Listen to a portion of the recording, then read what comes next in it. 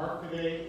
I think they've done a great job, and I might be a little bit biased working for the division, but in my role over the years, working with other state agencies and interacting with other staff, I like to think that we have some of the top research and monitoring biologists of probably most agencies throughout the country when it comes to upland game birds. I am proud to work with these two guys. So northern Bobwhite Quail, I'll go through this, kind of finish up our presentation for today.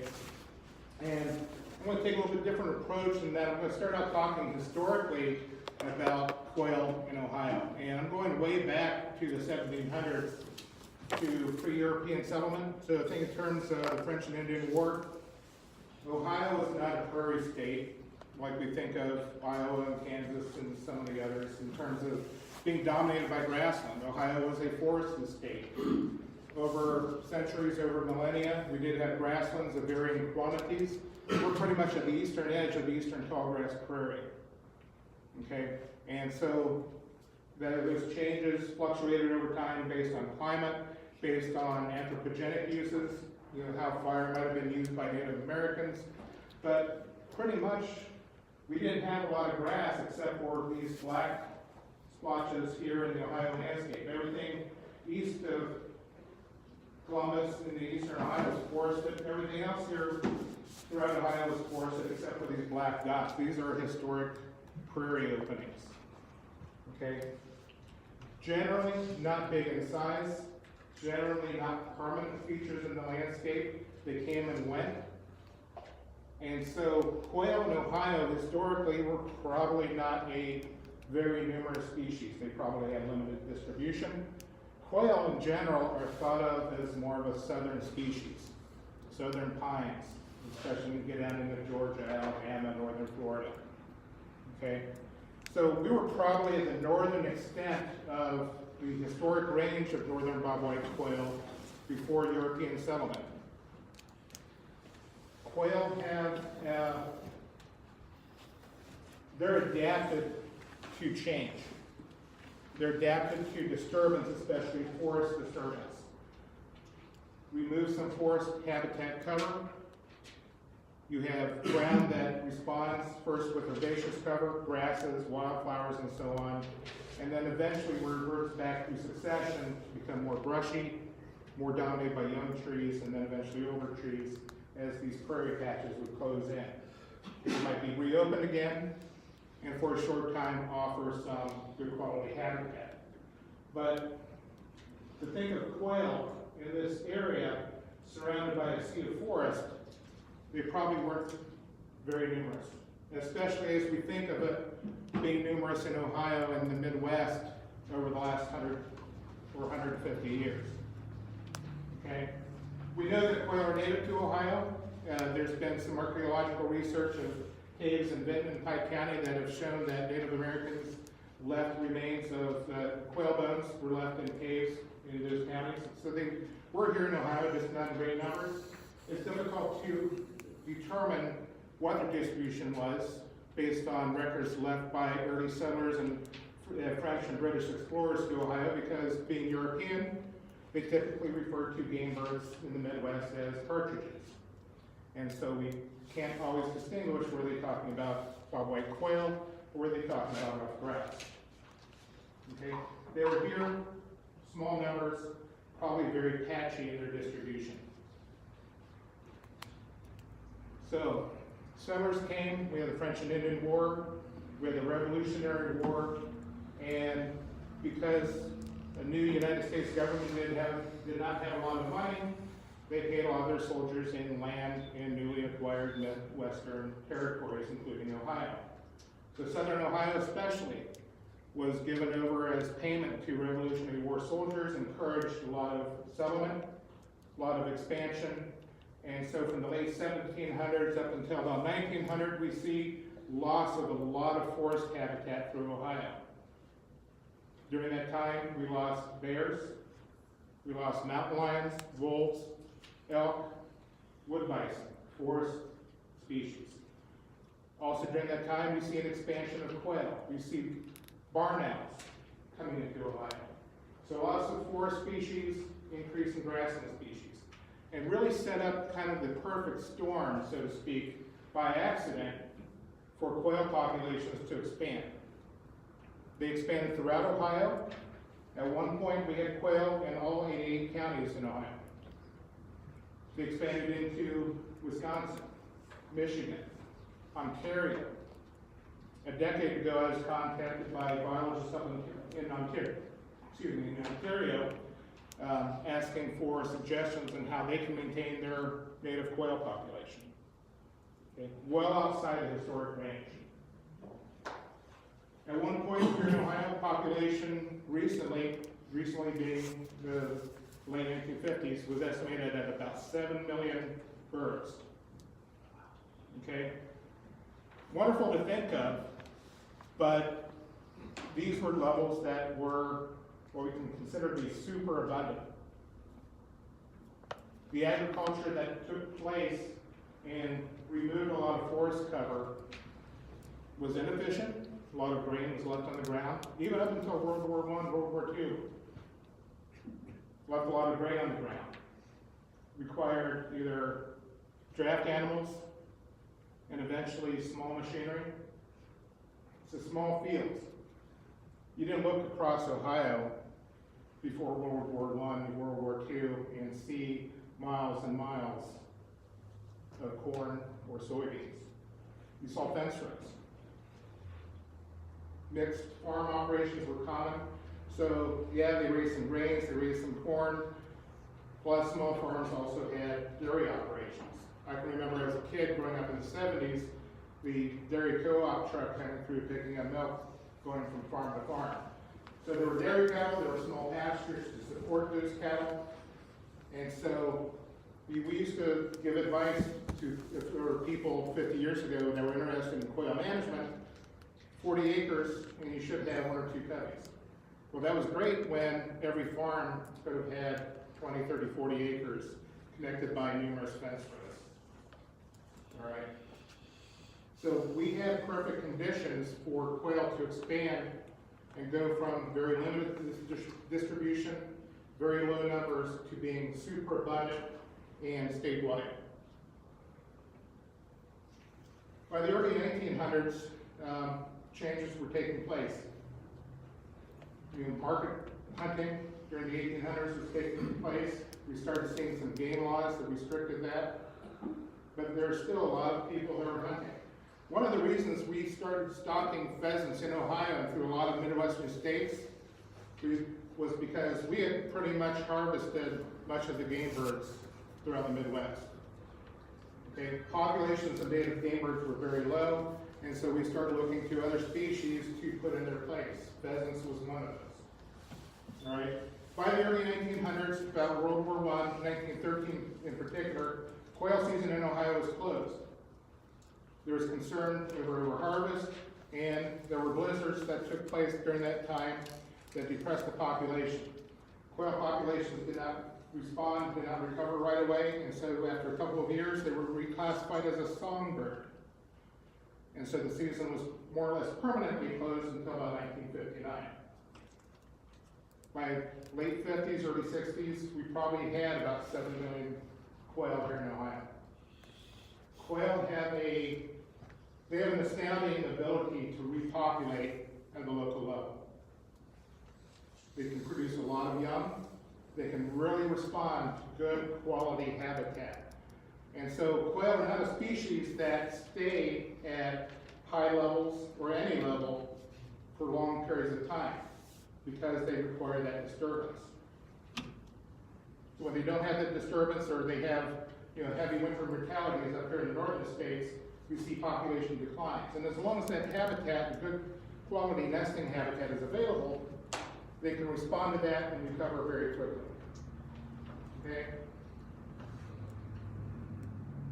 We started seeing changes again. We closed the season again in 1979 in response to blizzards in 1977 and 1978. And then we opened the season about 1985. Unlike the agriculture that took place during the 1800s and early 1900s, As you guys know, driving down here, whether you're driving up from Washington County, driving down from northwest Ohio or northeast Ohio, whether you're coming down Route 23 or 71 or 75, you can look out either side of those interstates and see vast expanses of bare fields. Okay, we don't have those fence rows anymore. The slides that Joseph showed you of habitats and aerial photos of farm ground from the 1950s versus today. That's the drastic change that has taken place. And so, even though we are looking at agriculture from 100 years ago as being responsible for the big increases, big numbers of quail that we used to experience, the agriculture that the way it's done today is not providing that benefit. It's not providing the habitat, it's not providing the waste grain that those birds rely on. And under the modern agricultural economies, the way farming is done, while we do have CRP, it's unlikely we're going to recover to populations that we had 50, 60 years ago. Okay? The infrastructure, those small fields just are not there. There'd have to be a major conversion in how agriculture is done to see those types of levels again. This is something that's going on nationally. It's not just here in Ohio, not just in the Midwest.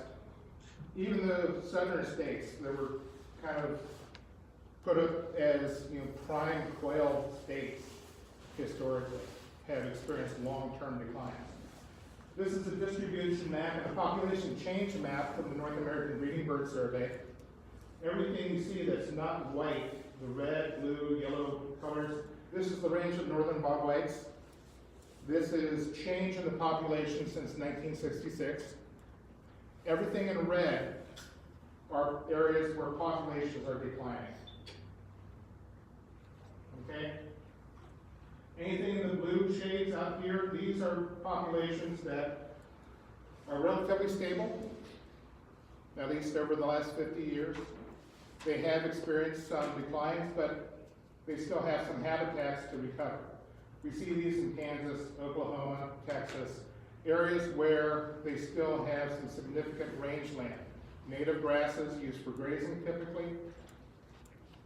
And these areas are susceptible to drought, so whereas we see heavy winter mortality with some big, long-standing snow events, they see mortality events from long-term drought. And Texas has been worried within the last decade about their quail population. But these are the only areas here that have quail populations really to speak of. You do have some here in the southern states. This area, this is kind of the historic plantation zone. We have plantations in the deep south. There's tens of thousands of acres and heavily managed for quail. If you don't keep up with what's going on in the quail world nationally, a couple of years ago, Pennsylvania did a look at their quail populations, their quail surveys, just like we've re-examined our quail surveys, and they noted that wherever they had quail in Pennsylvania, it wasn't that far away from an established game farm. And so after an extensive review 2 years ago, they announced that wild quail are extirpated from Pennsylvania. They're gone. They don't believe they have any wild quail. Delaware and New Jersey recently have gone through some changes. They've closed their quail seasons because of declines. All three states are working with Tall Timbers research facility down in Florida to try to reestablish at least some population. So, many of you have probably seen this graph. The immediate future people see is this big drop. These are the population declines from 1977 and 1978 following the two big blizzard years. Probably a lot of you, if you are native to Ohio, remember what those were like. 100-mile-an-hour winds, snow drifts 15 feet deep, temperature changes so drastic that some people reported finding cubbies frozen under the snow. What people didn't realize, though, is that since about 1969, populations were already declining. Population, quail have a natural fluctuation. Good years, we see an increase in the population. Poor reproduction years, or years with greater than average winter mortality, you would see a drop. But overall, there was already a decline. Agriculture had already changed. We were already losing major habitat throughout Ohio. And so it's very likely that this decline would have happened anyway in spite of these blizzards. All right. Our reaction to these blizzards, we went from about 4.5 million birds on average in Ohio with a distribution statewide to about 400,000 quail in 1979, 1980, with quail being wiped out completely in parts of northern Ohio. They were gone. There wasn't any chance for recovery because there were no quail left at all. Now those counties were probably not the densest populations anyway. Historically, quail were more dense, more populated than in southern Ohio. We closed the hunting season in 1979, reopened it about 1985. We did see some recovery, and we suspected that this recovery would continue upward and upward, and then by about 2000, we thought that the population would be back up here, similar to the levels they were in the early 70s. The assumption was that the mortality was all due to winter weather. We had quail in many parts of the state because habitat was there, and if only we give them enough time, we should see an increase and a recovery. In areas that were wiped out completely, we raised quail, what we called an F1 study. We could not find enough wild quail to relocate to different parts of the state, so we captured what wild quail we could. We raised 60,000 at the Urbana Game Farm, and released about 10 to 12,000 a year between 1979 and 1984. Okay. So we went for 4 million quail. We had the releases during that time. There was a study done looking at reproductive output and nesting attempts in the quail that we released versus wild quail. And we recognized that the quail that we were releasing during the early 80s were not nesting at the same rate as wild quail, weren't as successful when they did nest as wild quail, and eventually came to the conclusion that that effort to release 60,000 quail was not successful in reestablishing populations. We then turned in the late 90s to about 10 years ago to acquiring wild quail from Kansas. We did releases on 4 or 5 different wildlife areas and a private site in western Ohio. We released about 1,000 birds through that effort over that decade. And I'll show you here a slide in a little bit about how that turned out. Our District 5 staff, Southwest Ohio, found cooperating landowners that had quail outside of the Cincinnati area, Butler and Preble counties, trapped those, relocated them farther north, up north of Dayton, and also an attempt to reestablish quail populations. Basically, all of these attempts failed within 10 years. Here's an example from Tri-Valley and Woodbury wildlife areas in Muskingum and Coshocton counties. These are reclaimed strip mine lands, thousands of acres of grass habitat. Our staff went in, put in some food plots. We did some supplemental feeding at the time of quail release to try to increase their food resources, give them time to become established to the area. The habitats there are pretty similar to what we saw in Kansas in terms of where we trapped wild quail in eastern Kansas. We would see an increase, we would see some good nesting activity, we saw broods, there was reproduction taking place, but ultimately, over the course of about 7 years, that population would eventually fade out and fail. Part of the reason wasn't necessarily poor quality habitat. There was plenty of it. If we were lacking anything at that time in some of these areas, it might have been good winter cover. On average, within 7 years, we're going to see a pretty bad winter here in Ohio. Okay, cold temperatures, extended snow on the ground, and when you have those conditions, you have a good bit of quail mortality. And so our attempts of reintroduction either in the early 80s with the farm-raised quail from Urbana or wild quail from Kansas and some local sources, were not successful. So, and we mentioned how we're trying to revise our methodologies, trying to improve upon how we can estimate populations and not just have an index. This line here comes from the North American Breeding Bird Survey that gives us one index. Starting about 1984, in reaction to efforts with our stocking that took place in that early part of the 80s, we started doing our own roadside surveys to see how well quail recovery was taking place or not. And so we came up with our own survey, and that was the primary means that we measured quail populations around the state. That was still just an index. And so about 5 years ago, we tweaked how we did our survey and how we analyzed it to actually come up with a population estimate. So our mean estimate is about 13,000 quail remaining in Ohio. The range there, because there's always some variation in that estimate, somewhere between 10,000 and 16,000 wild quail in Ohio. Okay. On average, since 1984, Ohio's quail population has been reduced by about 9% per year. That's based on some analyses that Dr. Gates and his students did for us about a decade ago, when we asked them to take a critical look at how we collected that data.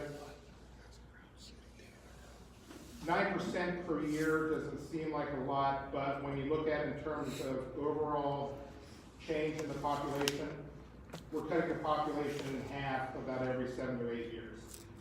So 7 or 8 years ago, we probably had 25 to 30,000 quail. All right. The distribution has been changing also. So as we have less quail, we have less areas with quail. 2002, over 17 years ago, we still have quail throughout much of southern Ohio. Close to 20 years ago, we even stopped surveying for quail in northern part of Ohio. We had so many zeros on our counts that it wasn't worth it for us to send staff out anymore. So since about 2000, we've been focusing on the southern part of the state. This includes both counties that are open to hunting, there's 16 of them, as well as counties that surround those. So we have fairly contiguous population 17 years ago, with the core being here in this area, east of Cincinnati. So you see the gaps here. Highland, Adams, Brown County, here's